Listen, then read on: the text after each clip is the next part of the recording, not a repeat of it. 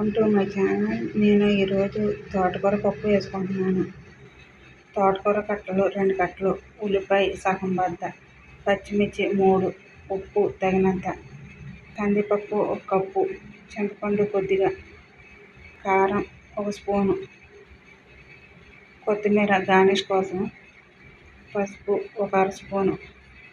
ముందుగా ఒక గిన్నె తీసుకొని దాంట్లో కందిపప్పు, ఇది తోటకూర, ఉల్లిపాయ, పచ్చిమిర్చి, పసుపు,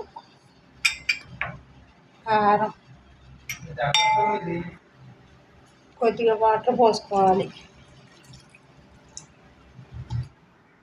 వాటర్ పోసుకున్నాక కుక్కర్లో పెట్టుకొని 3 విజిల్లు వచ్చేదాకా పెట్టుకోవాలి.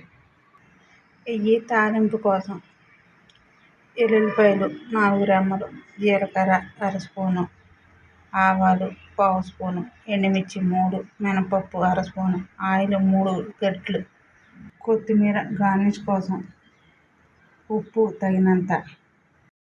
కోసం తాలింపు పెడుతున్నాను.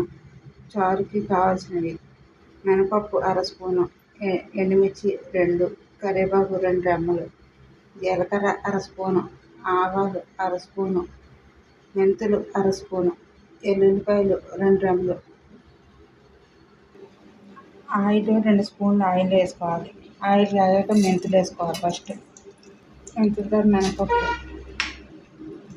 ఆవాలు, జీలకర్ర, ఎండుమిర్చి,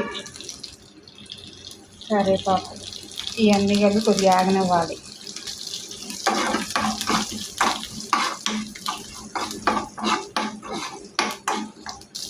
తాలింపు వేగిన తర్వాత చారులో పోసుకోవాలి.